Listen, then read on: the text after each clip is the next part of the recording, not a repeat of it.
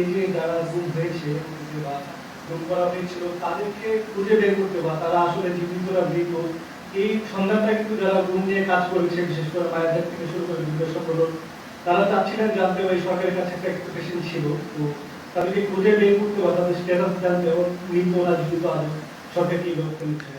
গুম সংক্রান্ত কমিশনের একটা বড় একটা দায়িত্ব, ওনারা কিন্তু এটা সুচারুভাবে সম্পূর্ণ করছেন। তারা যেটা করছেন যে যারা ভিকটিম হয়েছেন তাদের কাছ থেকে জানছেন যে কিভাবে তাদেরকে গুম করা হয়েছে, কোথায় রাখা হয়েছে, কিভাবে তাদেরকে টর্চার করা হয়েছে, কারা এই টর্চারে ইনভলভ।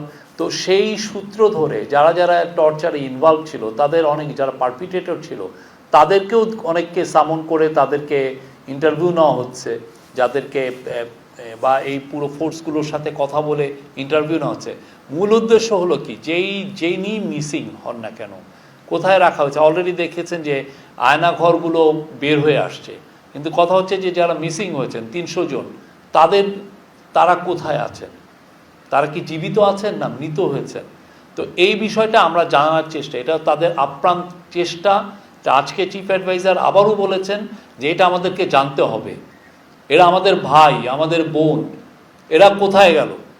এই জিনিসটা এদের যে করে হোক এটা আমাদেরকে সন্ধান করতে হবে। এবং এটা একদিনের স্ট্রাগল না, যতদিন না লাস্ট যেই লোকটা পর্যন্ত, মানে লাস্ট ম্যান যিনি হারিয়ে গেছেন, মানে 300 জনের মধ্যে লাস্ট যে লোকটা, প্রত্যেকটা লোককে যতক্ষণ না খুঁজে বের করা হচ্ছে কোথায় তাকে কি মেরে ফেলা হয়েছে নাকি, বা তার মেরে ফেলা হলে তার কবরটা কোথায়, যতদিন না আমরা জানছি, আমরা গুম কমিশন সেই বিষয়ে কাজ করছে। এটা নিয়ে তাদের পুরো কনসেন্ট্রেশন সেই জায়গাটায় আছে।